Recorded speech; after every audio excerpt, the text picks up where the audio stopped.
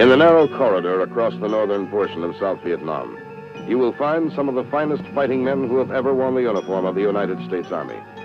Their job is tough, but they are tougher still. Whether afloat, on wheels and treads, or afoot, they do what they have to do, and nothing stops them.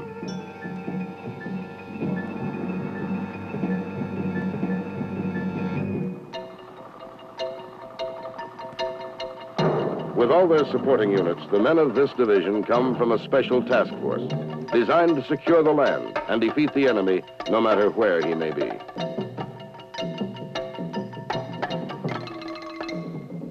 Theirs is a proud history of jungle warfare victory under the sign of the Southern Cross. This is the inspiring saga of the Americal Division.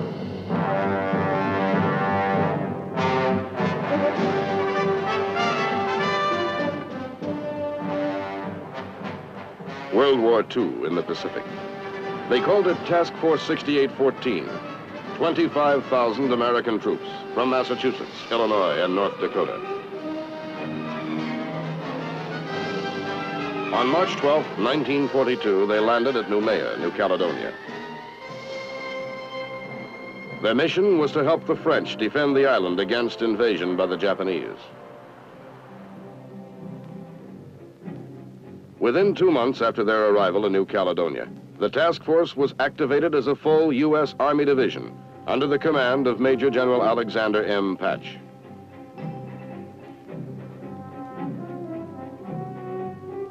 It was the first time a U.S. Army division was ever activated on foreign soil. Instead of a numerical designation, the division became known as the Americal Division, a combination of the words America and Caledonia.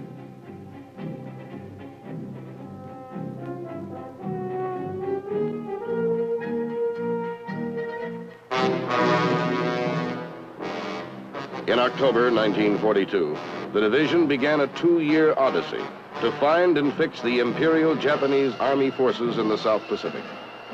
Troops of the 164th Infantry Regiment landed on Guadalcanal and became the first American Army unit to conduct offensive operations against the enemy in any theater of war. These Americal troops spent 5 months participating in the battles to hold Guadalcanal.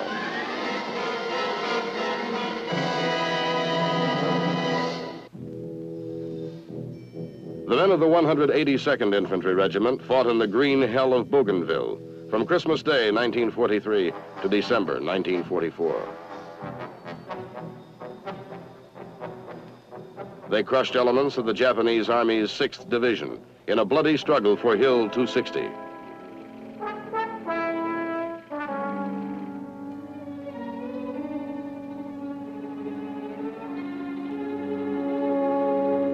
Staff Sergeant Jesse Drowley received the Medal of Honor for his exceptional bravery on Bougainville.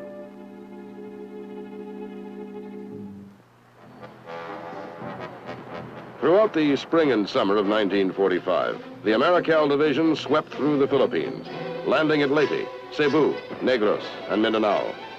At the end of the Philippines campaign, they spent time as occupation forces in the Japanese homeland. In December 1945, the division was sent home and deactivated.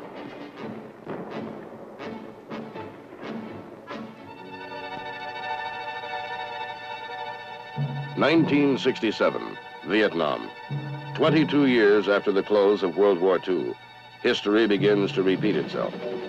It's a different war in a different land, and once again there's a special need for an Army task force designed to secure the land and defeat the enemy in a given area. To meet this need, the U.S. Military Assistance Command organizes Task Force Oregon, which, as it turned out later, was to become the new Americal Division. Assigned to the task force are 2 light infantry brigades, 1 brigade of regular infantry, 1 airborne brigade, and 1 brigade of air mobile cavalry.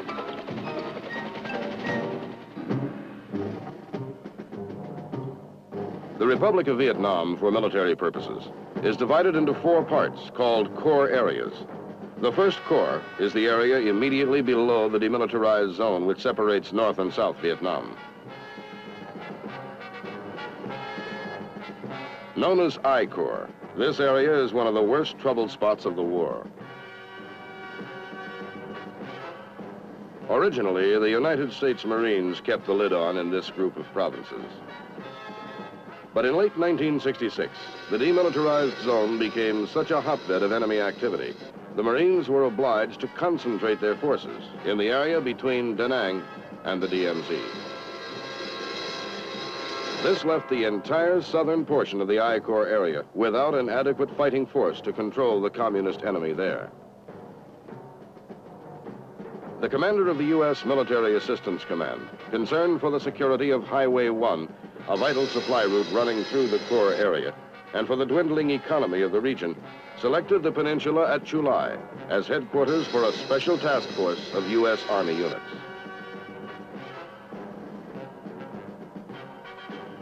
The highlands overlooking the corridor served as a stronghold for the 2nd North Vietnamese Army Forces. At night, the NVA would travel down the many rivers to infiltrate the villages and sabotage the highway. From their hidden artillery positions high in the mountains, they shelled the valleys, towns, and airstrips below. Whatever the North Vietnamese Army forces didn't do, Viet Cong guerrilla bands did for them.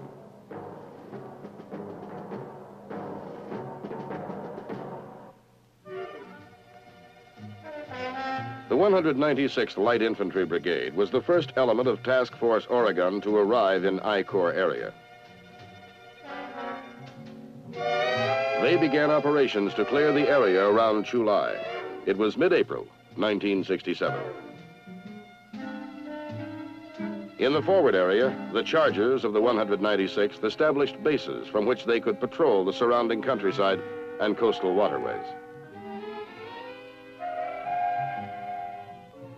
In the rice farming district, the Viet Cong collected unbearable taxes from the farmers and forced the peasants to give them shelter and provide them with hiding places. Under orders from Major General William B. Rosson, commander of Task Force Oregon, the U.S. troops began searching out the VC, who so cleverly concealed themselves in these villages.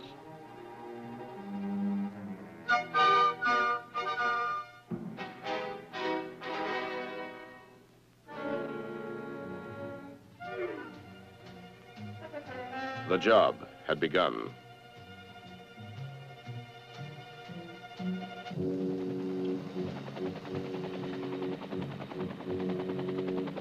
The 2nd element of Task Force Oregon, the 3rd Brigade of the 25th Infantry Division, took charge of the sector around Duc Pho. Immediately after their arrival, they launched Operation Malheur to rid the district of Viet Cong.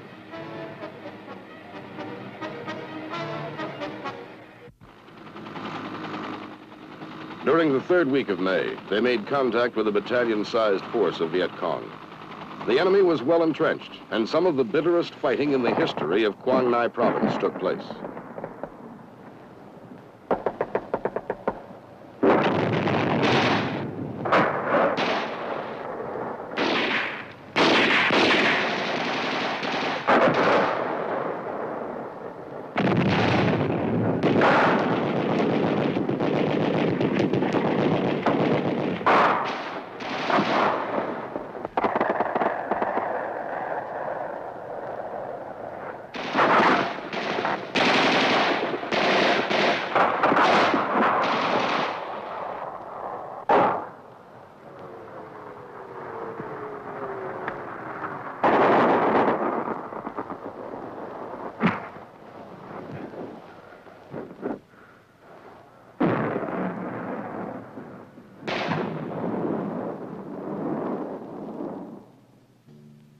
By the time Operation Malheur ends, this unit of the 25th Infantry Division has been redesignated the 3rd Brigade of the 4th Infantry. The enemy leaves behind him contaminated rice supplies. Following a search for hidden weapons, the rice is destroyed. Brigadier General Matheson, commander of the 101st Airborne Brigade, arrives at a mountaintop command post where his unit, now part of Task Force Oregon, is about to launch tactical operations in the area around Duc Pho. These combat veterans plan their campaign well, pinpointing objectives in the jungles to the west.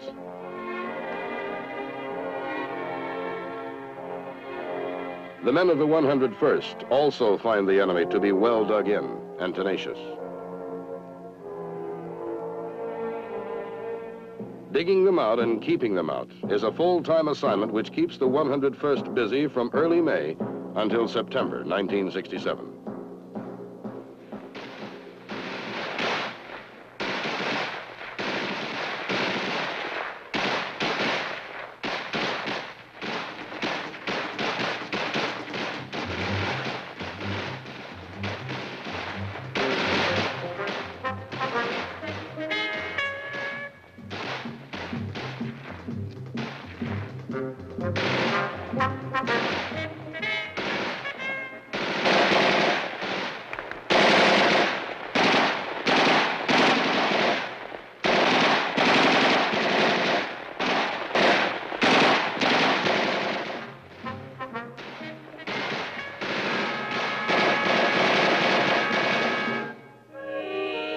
Following each encounter, captured enemy weapons are examined, tagged, and sent to brigade headquarters for further study.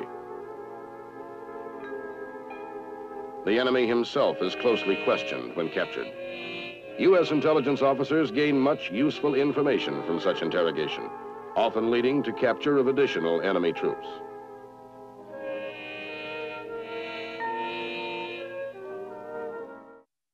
The troops, fresh from the United States, are trained in the ways of the enemy they soon will have to face. Their instructors are experts on Viet Cong booby traps and tactics. Meanwhile, northward at Chu Lai, men of the 196th are busy evacuating and resettling the inhabitants of various villages, where until now, the Viet Cong have held sway.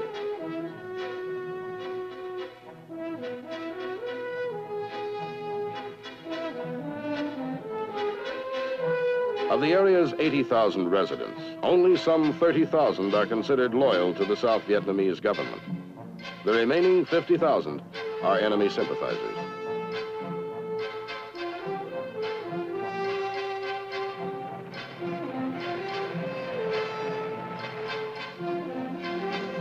Everything is done to pacify the area. Civic action programs bring medical assistance to remote hamlets where no doctor has ever set foot, and where the need for such service is great.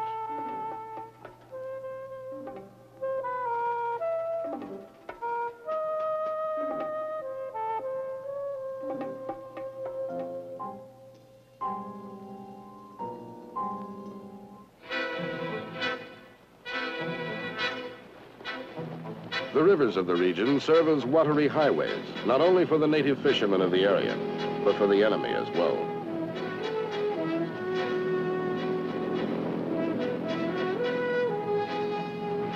U.S. assault and patrol boats must keep constant vigil for enemy arms shipments, clandestine troop movements, and transport by water of supplies for the enemy infiltrators. Native boats are examined for secret cargoes of guns and ammunition. When satisfied, the troopers head inland.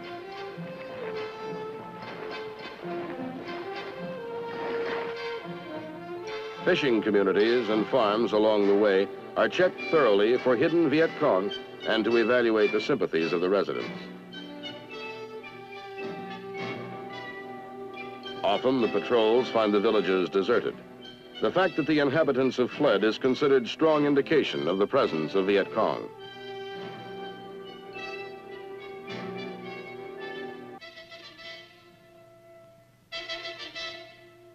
Men arriving at Chu Lai as replacements for the 196th Light Infantry Brigade are sent through the brigade's Charger Academy. Here, the new soldiers from stateside are given a rigorous course on how to stay alive in Vietnam. You've also got to know what size stick it takes to knock him down with. Because if you just stun him, you're in for another behind whooping, right?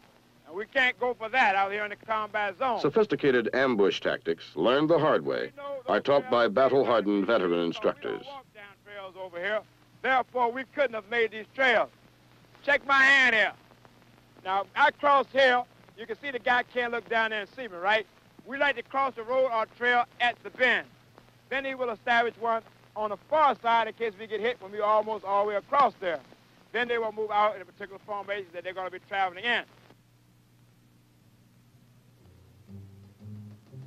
Above Chulai in the Tom Key sector, the men of the 101st Airborne launch Operation Wheeler in mid-September 1967.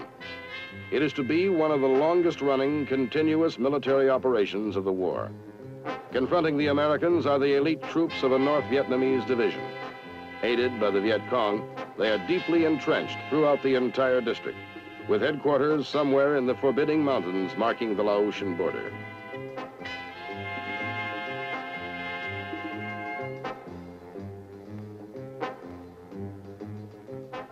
Every inch of ground is carefully scrutinized by patrols as they probe the area for hidden enemy arms caches and underground fortifications.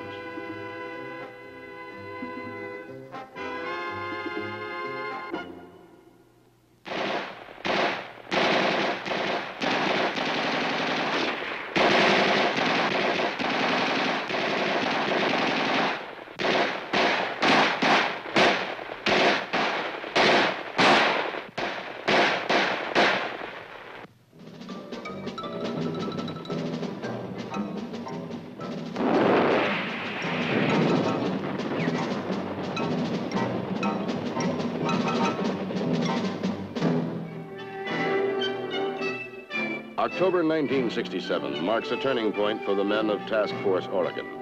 Troops of the 3rd Brigade, 1st Cavalry Division, Air Mobile, join the task force, and in the mountains and plains of the Chulai district commence Operation Wallawa. Task force units are now in action throughout all of southern I Corps.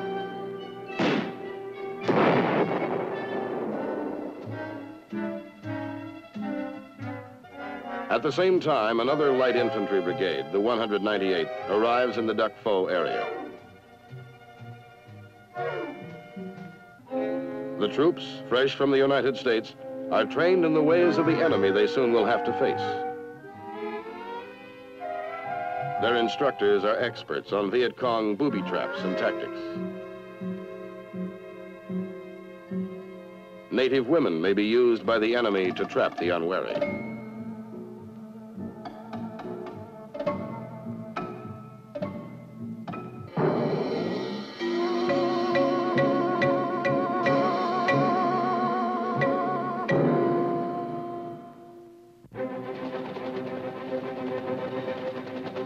Operation Wallawa really puts the pressure on the enemy.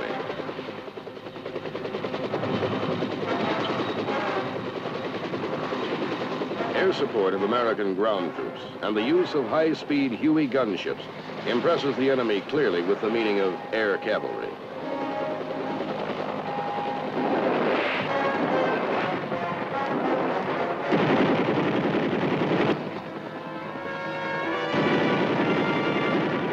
Enemy forces firing from the cover of buildings are neutralized.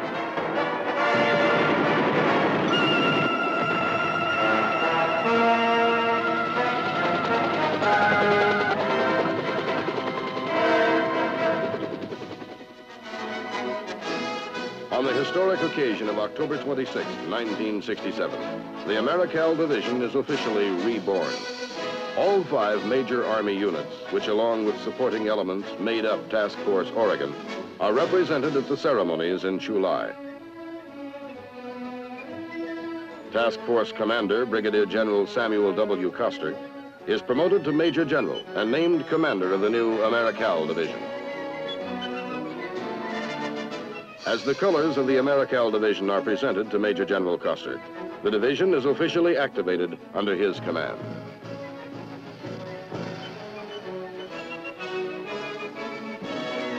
General Westmoreland, then commander of all U.S. military forces in Vietnam, pays tribute to the men of the former task force and reminds them of the Americal Division's proud history in World War II.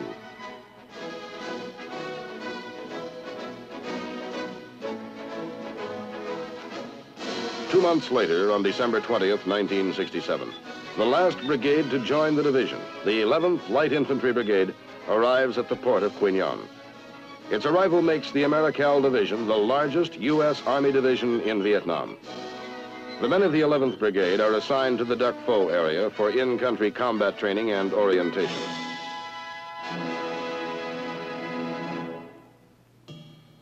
As the new year of 1968 begins, units of the Americal Division are stepping up the pace of their efforts to rid southern I Corps area of any major enemy threat.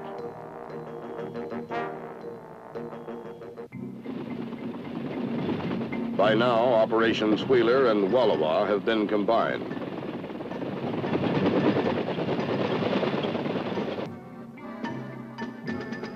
In the Quezon Son Valley region, west of Chulai, troops of the 1st Cavalry are joined by elements of the 196th Light Infantry Brigade, and together they effectively curtail activities of the North Vietnamese Army.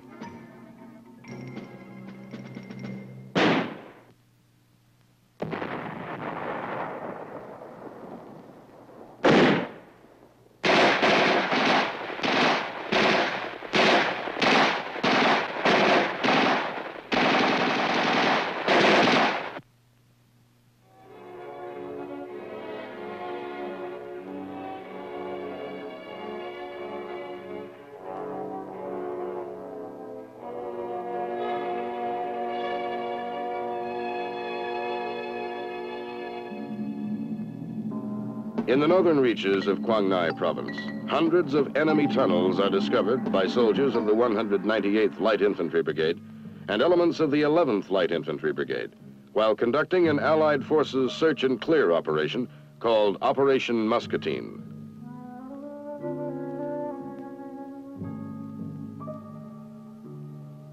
In addition to finding valuable intelligence material and weapons in these subterranean passageways, demolitions men are called in and the vast underground complex is destroyed.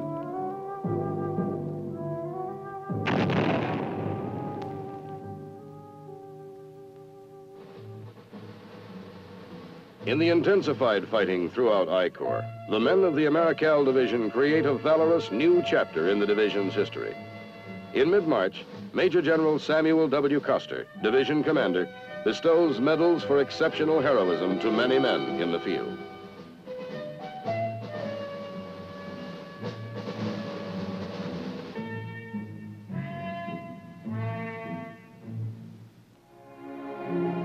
Easter Sunday, 1968.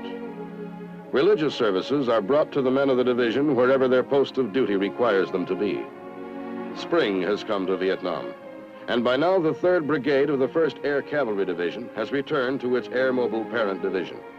Gone too are the fighting men of the 3rd Brigade 4th Infantry Division, and Americal is now at its authorized strength.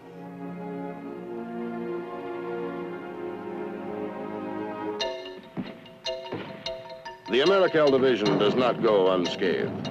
In rice paddies, jungles, and mountains, the dark struggle claims the lives of many good men who wear the star-studded shield of blue.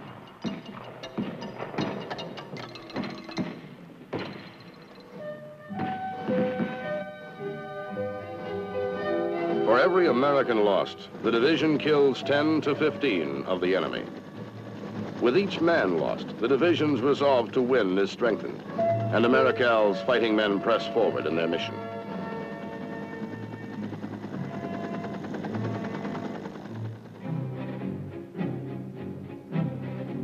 Throughout the sweltering summer of 1968, the division steps up its program of training for members of the Army of the Republic of Vietnam.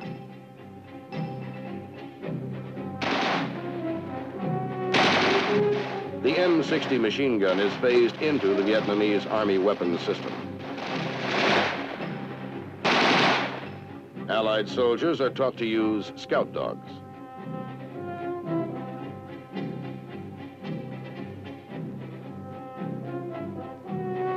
The training is thorough, and the Vietnamese soldiers are quick to learn.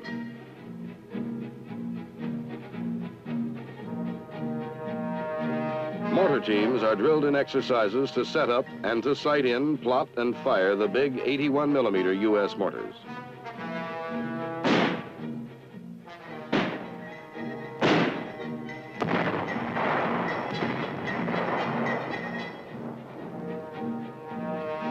In the field of medical service, Vietnamese trainees are taught efficient first aid techniques and battlefield medical procedures.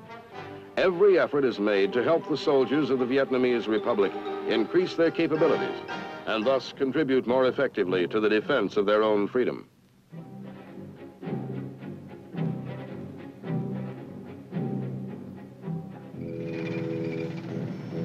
By late summer, units of the 1st Armored Cavalry Regiment, which have been part of the Americal Division since the first of the year, are teaming up with infantry to crush enemy resistance in the division's area of responsibility.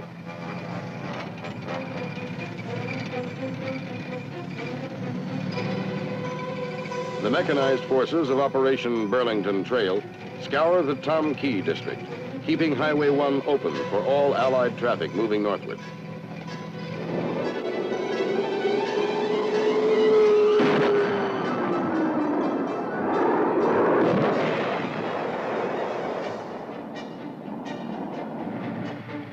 In one battle during the operation, men of the 196th, supported by armor, killed 470 North Vietnamese Army troops.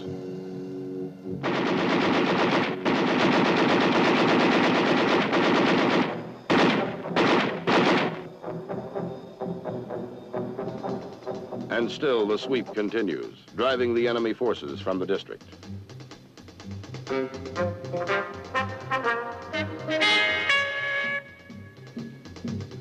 Everywhere in the southern I Corps area, the Americal Division wrests control from the enemy and secures the land.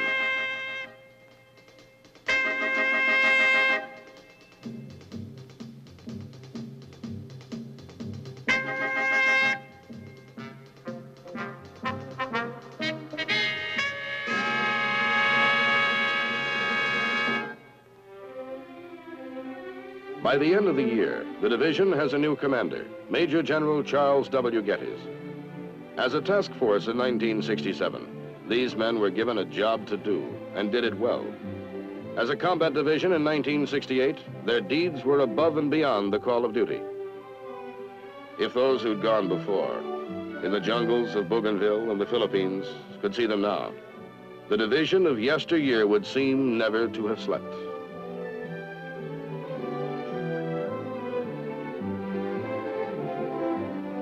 The spirit of the Southern Cross is again abroad in the land, as some of America's greatest fighting men carry forward the colors of the Americal Division.